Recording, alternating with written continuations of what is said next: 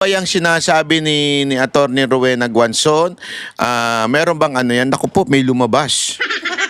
Ladies and gentlemen, may lumabas at nagulat ako. Tingnan ninyo ito lumabas. At hindi po ito AI hindi po ito AI. Ito po yung lumang interview na kinumpile ng isang tao at may lumabas. Tingnan ninyo kung totoo o hindi. Ako din, hindi ako sure kung totoo o hindi. Pero ang lupit nito. You are going Yan you are going. with Ronald Llamas. So parang dinediretso na ni Madam. Isa pa ito si Munsod, di ba? Mahirap din tong kausap. Naku po. You are going with Ronald Llamas. Tingnan nyo sagot ni Ontiveros ha. Kayo na magsabi kung totoo o hindi. What? What?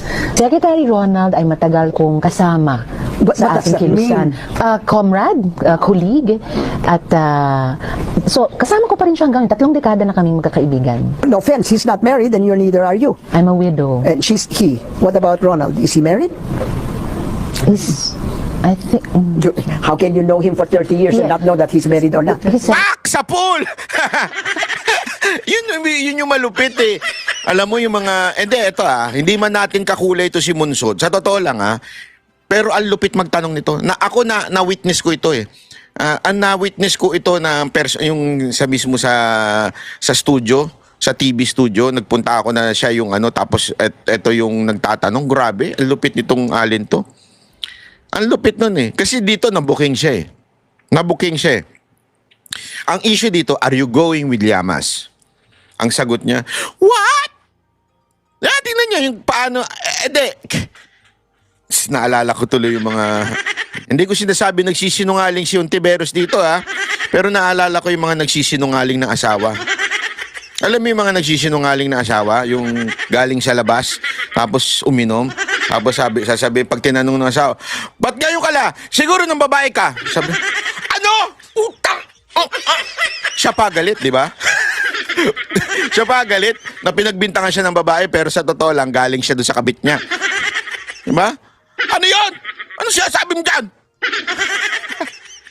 Yung mga ganung reaction, hindi, alam mo, yung mga kalalakihan na nanonood sa aking may kabit ngayon, alam yan. At yung mga kababaihan na kabit ngayon, alam din po yan. Yung ganyan dahilan na, ano yun? Ano yun? Tignan yung reaction ni Ontiveros Ronald Llamas. What? What? Secretary Ronald... Pero makinis pa si Ontiveros dito Bata-bata pa siya dito. Kung totoo, hindi ko sure Again, hindi ko sure kung totoo. Kung totoo na naging sila ni Llamas, naku. Apakaswerte ni Llamas dyan. Hindi. Sa itsura ni Llamas, kahit sino maging jowa nung swerte. Swerte ni Llamas, hindi swerte ng jowa. Alam mo kasi ako, yan ang isang hobby ko Totoo, walang biro. Hobby ko yan. Hindi man babae po. Ang makinig muna kayo kasi kayo, mga bintangero kayo Hobby ko, umupo ng mall. Uupo ako ng mall, titingin ako ng mga magjojowa. Tapos sasabihin ko sa inyo kung sino ang swerte at hindi. Halimbawa, kita ko yung jowa, magdalawang jowa. Pangit yung lalaki, kunwari, tapos maganda yung babae. Sasabihin ko, swerte nung lalaki, pangit nung babae, ang ganda nung babae, pangit. Ganun ako sa mall, nanunod. Kaya, huwag kayong dadaan sa harap ko kung daladalan yung jowa nyo, O kaya, sasabihin ko naman, pangit yung babae, ang ganda nung lalaki. Swerte nung babae, laki nung nung lalaki, laki nung muscle. Di ba? Dito, kahit sino i-partner mo kay Llamas, ang swerte nung ni Llamas. Tuloy natin yung sagot niyan. What? What? Ronald Llamas. What? What? Secretary Ronald ay matagal kong kasama sa What does ating that kilusan. Sa ating kilusan. Lumalabas no? Mga lengguwahe ni Madam. Ngayon, hindi niya na sinasabi yan. Hindi niyo na binabanggit yung kilusan. Comrade. Ayan comrade. Yan ay mga terminolohiyo na alam na natin kung saan galing, di ba? Tapos nagagalit sila pag tinatawag silang ganyan, tapos sasabihin nila, red tagging. Kanino ba nanggaling? Kilusan, comrade, red tagging. Alam mo, akala ko, joke-joke lang yung mga, kasi hindi ko talaga alam yung kay Llamas na tinatawag nilang komunista si Llamas. Hindi ko alam. Honestly, hindi ko kasi kilala yung ano na yun eh. Tapos nung nakita ko, bakit kaya nila tinatawag na komunista? Nung napanood ko to, comrade pala siya ni Ontiveros. Comrade, kulig, at so kasama ko pa rin siya hanggang 3 dekada na kaming magkakaibigan. 3 dekada. 3 dekada na siya magkakaibigan. Pero si Ontiveros, 30 years niya nang kasama si Llamas, comrade. 30 years sa Kilusan kasama. Nung tinanong, She's not married and you're neither are you. I'm a widow. And he. What about Ronald? Is he married? I think... How can you know him for 30 years and Yeah. not know that he's married or not? yon, nayari siya doon. 30 years mo nang kasama, hindi mo alam kung kasal yun? Ito isang malaking kasinungalingan, di ba? Ito sa laging ko talaga sa tingin kong kasinungalingan. Hindi mo alam kung may asawa o walang asawa yung for 30 years mo nang kasama sa Kilusan? Kasama't mo sa Kilusan. Kami nga, kasama lang namin sa Banateros, alam na namin ng lahat eh. Wala pang 3 taon. Pag nagkikita kami once a week. Di ba? Pero alam na namin lahat kung sino may asawa, kanino kami mag-iingat, sino hindi namin iimbitahan, ganun. Kasi alam namin, yung isa't isa, 3 years pa lang or less than 3 years kami magkakasama. Ikaw 30 years, hindi mo alam may asawa? Nagtinginan pa sila ni Isa pa yung isang yun. Alam mo ba't ito mga mga kakampwet, no? Mga pinklawan, mga dilawan, pare-pareho sila ng karakas ng lifestyle ng buhay, no? Ba't kaya? Hindi natin alam. Nagsimula yan dun sa kapatid ng presidente ni... Wala akong sinasabi. He's separated. Pangatlong dahilan, ang unti-unting pagmamaniobra at pagsakop ng kaliwa sa pamamahala ng gobyerno Nino? at ang kanilang napipitong takeover ng ating bansa. Tila kaya ay hawak na hawak ni Ronald Llamas at ang kanyang mga kakosa sa leeg ang Pangulong Aquino. Grabe to ha. Ang tinding revelasyon to. Tandaan nyo, Chief Justice to. Chief Justice to. Ang daming alam niyan pagdating sa mga kaso-kaso. At sinasabi niyan diretso, unti-unti nang nasasakop ng pamahalaan ang gobyerno natin ng makakaliwa. Kanino? Sino? Ito, si Llamas. Forget his first name. This man is Tatanan mo, ayan. At ang kanilang napipitong takeover ng ating bansa. Napipintong takeover. Nino, ayan nakasulat na dyan. Separated. Pangatlong dahilan, ang unti-unting pagmamaniobra at pagsakop ng kaliwa sa pamamahala ng gobyerno at ang kanilang napipitong takeover ng ating bansa. Tila kaya ay hawak na hawak ni Ronald Llamas at ang kanyang mga kakosa sa leeg ang Pangulong Aquino. Sino may hawak? Si Llamas. Ang lupit.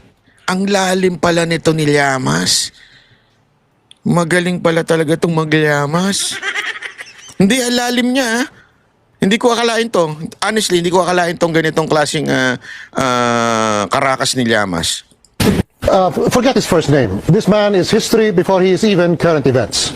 Llamas is back to say, one, as if to prove a clean conscience and also to shove it in our faces, that he owns even more communist high-powered guns than the AK-47 taken by the police at the scene of an accident, where initial reports put his son. Nagets niyo yun? Sinasabi, ang tindi daw nito, parang AK, alam natin yun, yung kind of barrel, di ba? Parang ganun daw katindi yung tao na to. At ang matindi nito, nahulihan siya. Dito, binanggit na parang nahulihan siya ng illegal firearms. Which is yan din yung binanggit ni Atty. Rowena Guanzon. Di ba? Ngayon, we do not know what really happened. I cannot judge. But kung ano talaga ang nangyari dyan sa kay Llamas sa pagkahuli sa kanya daw, di umano, ng illegal firearm. Alam mo, more than anything, sabi ko nga ho sa inyo God has a way of revealing things na sometimes unexpected. Ito honestly sabi ko nga, ito yung mga galaw ng Diyos na hindi mo malubos maisip paano niya ginawang magalaw. Ano ibig ko sabihin? Hindi ko sinasabing ang may dahilan kung bakit nag-away si Atty. Rowena Guanzon at saka isang Chinese, it's because God. Hindi, di yun ang sinasabi ko. Kasi sa buhay natin, God can use opportunities, God can use circumstances para mailabas yung katotohanan at yung purpose niya sa atin. Gagamitin niya yung mga pagkakataon na yun para maipakita sa atin yung gusto niyang maipakita. Like plano niya, purpose niya sa buhay mo. Ito, na alam mo yon, alam ng tao bulong-bulungan na ganito si Llamas at saka si Ontiveros, bulong-bulungan yan. Ako, di ko talaga alam. Naririnig-rinig ko lang yan. Pero siyempre, in my mind, it's just all chismis. Di ba? Kaya nga, alam mo yun, tinatawan-tawanan lang natin yan. Hindi ko sure yan. Pero dahil sa pangyayari nitong kay Rowena Guanzon sa mall, biglang na-trigger si Llamas. At nagsalita siya, may binato siya. Because of that, yung kaprangkahan ni Atty. Rowena Guanzon, ginamit ng Lord na para lumabas kung ano man yung talagang sikreto nito ni Llamas. Ngayon, kasi makikita natin, kaliwat kanan ng interview kay Llamas at ng mga ibang quote-unquote political analyst. It seems that they're taking over the media. Left and right. Puro interview sa kanila. Kahit anong mainstream media, ini-interview sila. And maybe, I'm not sure. Ito'y ginamit to show to us that this person has an agenda. Ano yung agenda na yun? Sa tingin ko, maybe, yung left o yung makakaliwang prinsipyo o yung ideolohiya ng komunista. Which hindi ako nagsabi, again, yung pong video ay malinaw po na sinabi ho mismo ni dating Chief Justice yung interview.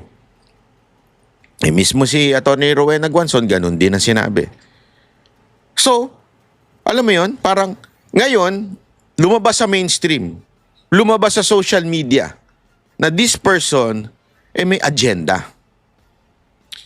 Sideline na lang yung sa kanila ni Ontiveros. Sideline ba tawag doon? O basta, side truth. yung kanila ni Ontiveros. Yung part naman nila kay Ontiveros, I do not know. I'm not saying sila Ang sinasabi kong videong lumabas na relationship nila ay dati silang magkadre for 30 years. Ay, di pala kadre, comrade. Sorry. Ang comrade ba? Ang Tagalog ng kadre? Hindi ko alam Sorry naman. Di man ako NPA. Hindi naman ako makakaliwa. Di man ako komunista. Kaya hindi ko alam. Ano ba ang Tagalog ng comrade? O basta. Dati silang mag-comrade ni Llamas for 30 years daw. Yan po yung video o yan po yung relationship na lumabas sa video na ito. Now, it's up to you to understand or to interpret kung ano yung sinasabi ng video. Talaga bang sila ni Llamas dati na habang, hindi ko alam kung may asawa. Kasi, what? Hindi ko nga masagot kung hindi nga niya nasagot, 30 years siya nang kasama, paano pa kaya ako? Kaya pagtatanong niyo ako kung may asawa si Llamas, what? Yan. Yan din na isasagot ko sa inyo. Di ba? Hindi ko alam kung yun ba. Okay? O pangalawa, aside from may chismis sa kanila, totoo ba na etong si Llamas at si Ontiveros ay dating ngayon ay still in the left wing or the communist? We do not know. It's up to you. Yeah? It's up to you. Kaya comment kayo dyan. Siya kaya ay sila ba ay in relationship, romantic relationship, or At saka kung sila ba ay dati talagang o ngayon pa rin, hanggang ngayon pa rin ay isang komunista. Kayo na pong sumagot.